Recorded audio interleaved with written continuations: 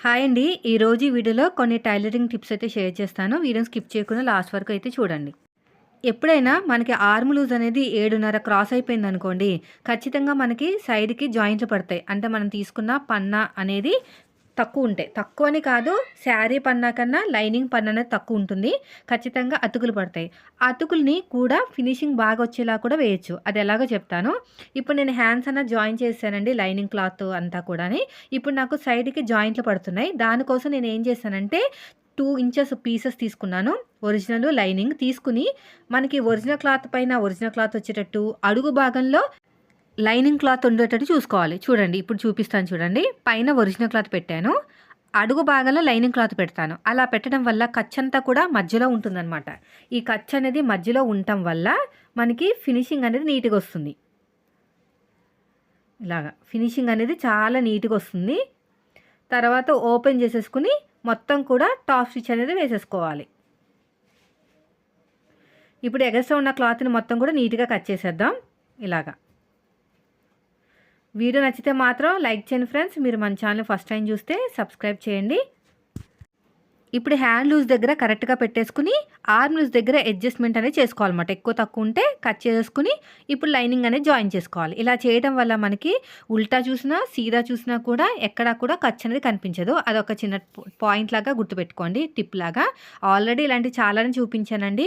ఒక వీడియోని 10 సార్లు చూపించామనుకోండి, ఒక్కసారి కాకపోయినా ఒక్కసారైనా మనం ఇలాగా ట్రై చేయాలనిపిస్తుంది. లేదనుకుంటే అస్సలు ఎవ్వరు కూడా టచ్ లేని వాళ్ళకు కూడా ఈ మెథడ్ అనేది బాగా యూజ్ అవుతుందండి. అందుకు నేను ఎన్నిసార్లు చెప్పమన్నా అన్నిసార్లు చెప్తాను. ఇప్పుడు అడుగు భాగంలో కూడా నేను స్టిచ్ వేసాను కదా. సో ఇప్పుడు పై భాగంలో ఒరిజినల్ క్లాత్ అనేది స్టిచ్ వేసేస్తున్నాను.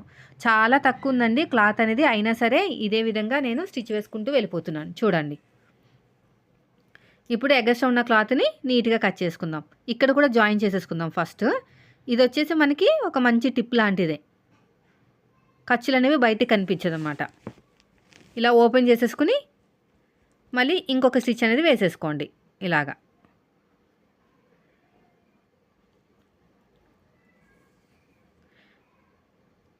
మొత్తం కూడా టాప్ స్టిచ్ వేసేసుకుని హ్యాండ్ని సగానికి ఫోల్డ్ చేసేసుకుని ఆర్మ్ లూజ్ దగ్గర కరెక్ట్గా ఉంచుకుని, ఇక్కడ ఆర్మ్ లూజ్ దగ్గర కరెక్ట్గా ఉంచేసుకుని ఇక్కడ ఎక్కువ తక్కువ ఉంటే కట్ చేసుకోవాలి. ఫస్ట్ అయితే సైడ్కి అయితే కట్ చేస్తున్నాను, ఇక్కడ కూడా అంతే. చూడండి ఇలాగా. చూసారా ఎంత నీట్‌గా వచ్చేసిందో. తర్వాత వచ్చేసి ఇది వచ్చేసి షేప్ బెల్ట్ అండి. యాక్చువల్‌గా అయితే షేప్ బెల్ట్ నేను కటింగ్‌లో కట్ చేయలేదు. ఇప్పుడు నేను మామూలుగా కట్ చేస్తున్నాను చూడండి. పొడుగు వచ్చేసి నేను ఒక 11.5, 12 ఇంచుల వరకు తీసుకుంటున్నాను. సైడ్ జాయింట్ వైపుకి నాకు ఎంత వచ్చిందంటే 3 ఇంచులు వచ్చింది. ఉక్సు పట్టి వైపుకైతే నాకు 3.5 వచ్చింది. తర్వాత కొంచెం దూరంలో పావు తక్కువ 3 పెట్టుకున్నాను. ఈ మూడిటిని కలుపుకుంటూ వెళ్ళిపోతే మనకి షేప్ అనేది రెడీ అయిపోతుంది ఇలాగా. అలాగైనా కట్ చేసేసుకోవచ్చు. మీరు కావాలనుకుంటే కిందనే కట్ చేసుకోవచ్చు. సో నాకు బండ గుర్తులతో గుర్తుందండి. డైలీ కస్టమర్ అనమాట. ఎప్పుడు కూడా ఏదో ఒక బ్లౌజ్ ఇస్తారు కాబట్టి నాకు అలవాటు బాగా. ఇప్పుడు దీనిపైన ఒరిజినల్ క్లాత్ పెట్టేసుకుని దీనిపైన లైనింగ్ క్లాత్, దీనిపైన వేస్ట్ క్లాత్ అనేది పెట్టుకోవాలి. ఆ వేస్ట్ క్లాత్ ఎందుకంటే ఫ్రంట్ పార్ట్ జారిపోకుండా ఉండటానికి, లేకపోతే మీకు ఫ్రంట్ పార్ట్ అనేది జారిపోతుందండి. సో ఇలా పెట్టేసుకోండి. ఇలా ఒకదాని మీద ఒకటి పెట్టేసుకుని మొత్తం కూడా నీట్‌గా కుట్టుకుంటూ వెళ్ళిపోవాలి. అడుగు భాగంలో ఒరిజినల్, పైన మనం మెజర్మెంట్‌తో కట్ చేసిన క్లాత్, ఆ తర్వాత వేస్ట్ క్లాత్. వేస్ట్ క్లాత్ కూడా ఎక్కువ లేకపోతే కనీసం షేప్ వరకు వచ్చినా పర్లేదనమాట. మెయిన్ మనకు వచ్చేసి షేప్ నిలబడాలి అది. ఇది మొత్తం కూడా ఇలా నీట్‌గా కుట్టుకుంటూ వెళ్ళిపోవటమే. తర్వాత వచ్చేసి మొత్తం కూడా ఇలా ఫోల్డ్ చేసుకుని ఇంకో స్టిచ్ అయితే వేసేసుకోండి ఇలాగా. వీడియో నచ్చితే మాత్రం లైక్ చేయండి ఫ్రెండ్స్. మీరు మన ఛానల్ ఫస్ట్ టైం చూస్తే సబ్స్క్రైబ్ చేయండి. ఇక్కడ కూడా ఎగస్ట్రా ఉన్న క్లాత్ని కట్ చేసేయండి.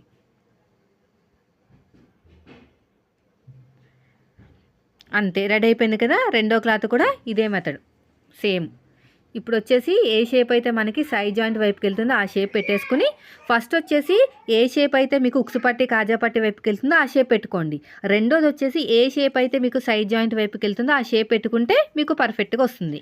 ఇప్పుడు ఎగస్ట్రా ఉన్న క్లాత్ని మొత్తం కూడా నీట్‌గా కట్ చేసేయండి. కట్ చేసేసుకుని ఇలా ఓపెన్ చేసేసుకుని టాప్ స్టిచ్ అయితే వేసేసుకోండి. చూడండి ఎలాగైతే వేస్తున్నానో అలాగా. ఇలా వేయటం వల్ల మనకి పర్ఫెక్ట్ ఫిట్టింగ్ అయితే వస్తుంది. లోపల ఉన్న లైనింగ్ క్లాత్ అనేది ముందుకు రాకుండా ఉంటుందన్నమాట. మళ్ళీ ఇలా క్లోజ్ చేసుకుని ఇంకో స్టిచ్ అయితే వేసేసేయండి ఇలాగా. ఇలా మొత్తం కూడా టాప్ స్టిచ్ అనేది వేసేసుకోవాలి. ఇప్పుడు ఎగస్ట్రా ఉన్న క్లాత్ని మొత్తం కూడా కట్ చేసేసుకోవాలి. ఇలా కట్ చేసుకుని ఇక్కడ కూడా అంతే ఇలా నీట్గా కట్ చేసుకోవాలి. చూడండి, వీడియోని ఎక్కడ స్కిప్ చేయకుండా చూడండి ఫ్రెండ్స్. వీడియో నచ్చితే లైక్ చేయండి. ఇప్పుడు ఒకదాని మీద ఒకటి పెట్టేసుకుని కరెక్ట్గా రావాలండి షేప్స్ అవన్నీ కూడా. ఎక్కువ తక్కువ ఏమైనా ఉంటే కట్ చేసేసుకోండి. తర్వాత వచ్చేసి దీన్ని మనం ఫ్రంట్ పార్ట్కి జాయిన్ చేయాలి. ఎలా జాయిన్ చేయాలో ఈ వీడియోలో చూపిస్తాను. చాలామంది ఎప్పటి నుంచో అడుగుతున్నారు, ఇన్విజిబుల్ పైపింగ్ భలే వేస్తారక్క. నేను ఆల్రెడీ ఎన్నిసార్లు చూపించినా కూడా మీరు అడిగే కొద్దీ నేను పెడతానే ఉంటానండి. ఎందుకంటే నేను కుట్టేదే బ్లౌజులు కదా. సో కుట్టేటప్పుడు కెమెరా పెట్టేసుకుంటే సరిపోతుంది. ఇలా చెప్తే మీకు బాగా అర్థమవుతుంది. మెయిన్ డాట్ అనేది పాదం వైపు ఫోల్డ్ చేసేయండి. అడుగు భాగంలో ఉంది కదా, ఇది మీకు కరెక్ట్గా వచ్చేస్తుందండి. చూసుకోక్కర్లేదు ముందు వెనక, కరెక్ట్గా వచ్చేస్తుంది. ఎందుకంటే నేను చెప్పినట్టు ఫస్ట్ వచ్చేసి షేప్ ఉన్నది ఉక్సు పట్టి వైపు షేప్ ఉన్నది పాదం వైపు పెట్టుకోండి. రెండోది వచ్చేసి సైడ్ జాయింట్ వైపుకు ఉన్నది పాదం వైపు పెట్టుకోండి. రెండోసారి కుట్టేటప్పుడు ఇలా నీట్గా కుట్టుకుంటూ వెళ్ళిపోవాలి. ఈ మెథడ్లో మీరు స్టిచ్ వేశారంటే చాలా బాగుంటుందండి. ఒక పోగు కూడా బయటకు రాదు. ఇలా ఫోల్డ్ చేసుకుంటూ వెళ్ళిపోవాలి. ఇప్పుడు ఎగస్ట్రా ఉన్న క్లాత్ని నీట్గా కట్ చేసేయండి. ఇక్కడ కూడా అంతే ఇలాగా. సో అయిపోయిందండి ఫైనల్గా. చూసారా ఎంత బాగుందో. తర్వాత వచ్చేసి రెండో షేప్ బెల్ట్. ఇది కూడా మనకి ఉక్సు పట్టి వైపుకి వెళ్తుందండి. ఎందుకంటే మనం అలాగే స్టిచ్ చేసి రెడీ చేసి పెట్టుకున్నాం అనమాట. ఇలాగా ఇప్పుడు మెయిన్ డాట్ వచ్చేసి ఫోల్డింగ్ వైపుకి ఇలా ఫోల్డ్ చేసుకోండి. పాదం వైపుకి ఫోల్డ్ చేసుకోండి. ఇలాగా ఇలా నీట్గా ఫోల్డింగ్ చేసుకుంటూ వెళ్ళిపోవాలి. ఇక్కడ కూడా సేమ్ ఇలాగా ఓపెన్ చేసేసుకుని మొత్తం కూడా ఇలా నీట్గా ఫోల్డింగ్ చేయాలి. ఇలాగా ఇలా ఫోల్డింగ్ చేసుకుంటూ వెళ్ళిపోవాలి. ఇలా మొత్తం కూడా ఒక షేప్ బెల్ట్ కుట్టేలోపు నేను ఒక 5 సార్లనే లేచి ఉంటానండి పిల్లల కోసం. అందుకని మీకు బ్రేకులు వస్తూ ఉన్నాయన్నమాట. చిన్నపిల్లలు కదా, కొంచెం ఇబ్బందిగానే ఉంటుంది నాకు మొత్తం అంతా చూసుకోవాలంటే. సో ఫైనల్గా అయితే రెడీ అయిపోయిందండి. తర్వాత వచ్చేసి మీకు ఎప్పుడైనా సరే మీ దగ్గర ఒరిజినల్ క్లాత్ ఉంటే కాజా పట్టీ కోసం ఒరిజినల్ క్లాత్నే ప్రిఫర్ చేయండి. ఆ ఒరిజినల్ క్లాత్ బాగా పలుచగా ఉంటే లైనింగ్ క్లాత్ వేయాలి. దలసరిగా ఉంటే అవసరం లేదు. అయితే మీ దగ్గర ఒరిజినల్ క్లాత్ లేకపోతే లైనింగ్ క్లాత్ తీసుకోండి. సో ఇప్పుడు నేను 3 ఇంచులు వెడల్పుతోటి పొడుగు వచ్చేసి ఉక్సు పట్టీ కన్నా కాజా పట్టీ కన్నా ఎక్కువ తీసుకున్నాను. స్టార్టింగ్లో చిన్న ఫోల్డింగ్ ఇచ్చేసుకొని ఇలా డబుల్ ఫోల్డింగ్ చేశానండి. ఇలా డబుల్ ఫోల్డింగ్ చేయటం వల్ల మనకి ఏంటంటే 1.5 ఇంచ్ అనేది మాత్రమే బయటకు వస్తుంది. అక్కడ కాజాలు వేసుకుంటే పర్ఫెక్ట్గా వస్తుంది అన్నమాట. స్ట్రక్చర్ అనేది చూడడానికి ఎక్కువ ఉండదు తక్కువ ఉండదు, అంత బాగా వస్తుంది. మళ్ళీ తిప్పేసుకొని ఇంకో స్టిచ్ వేసేయండి. ఇలాగా రఫ్ ఇచ్చేసేయండి. ఇప్పుడు ఎగస్ట్రా ఉన్న క్లాత్ని కట్ చేసేయండి. ఇప్పుడు మీరు ఉక్సు పట్టి కుట్టుకునే ముందు ఒకసారి చెక్ చేసుకోవాలి కరెక్ట్గా వచ్చిందో లేదా అని. కరెక్ట్గా వచ్చేసింది చూసారా, నాకు ఒక గీత ఎక్కువ వచ్చినట్టుంది. అందుకనే నేను ఇంకో కుట్టు వేస్తున్నాను. ఒక్కొక్కసారి మనం ఖర్చులు పట్టుకునేటప్పుడు ఎక్కువ తక్కువ అవుతాయి అన్నమాట, చూసుకోవాలి. ఇక్కడ చూడండి, ఇక్కడ ఒరిజినల్ క్లాత్ ఎక్కువైంది. అలా చూసుకోవాలి ఎక్కడికక్కడ. సో ఇప్పుడైతే నాకు పర్ఫెక్ట్గా వచ్చేసింది. తర్వాత వచ్చేసి కాజా పట్టి అయిపోయింది కదా. ఉక్సు పట్టి కోసం ఒరిజినల్ క్లాత్ తీసుకోకూడదు, ఉన్నా కూడా తీసుకోకూడదు. లైనింగ్ క్లాత్ని 1.5 ఇంచు తోటి ఉక్సు పట్టి కోసం తీసుకోవాలి. దీన్ని పైనుంచి కుట్టుకుంటూ రావాలి. ఇలా పైనుంచి డాట్ వచ్చిన చోట చిన్న ఫ్రిల్లు పెట్టేసేయండి. ఇలాగా ఫ్రిల్లు పెట్టేసుకుని స్ట్రైట్గా స్టిచ్ వేసుకుంటూ వచ్చేయాలి. తర్వాత మళ్ళీ టాప్ స్టిచ్ వేసేసేయండి. ఖచ్చితంగా వేయాలండి టాప్ స్టిచ్. ఇక్కడ ఒక 1/4 ఇంచ్ వదిలేసుకున్నాం కదా, ఇది ఫోల్డింగ్ చేసేసుకోవాలి.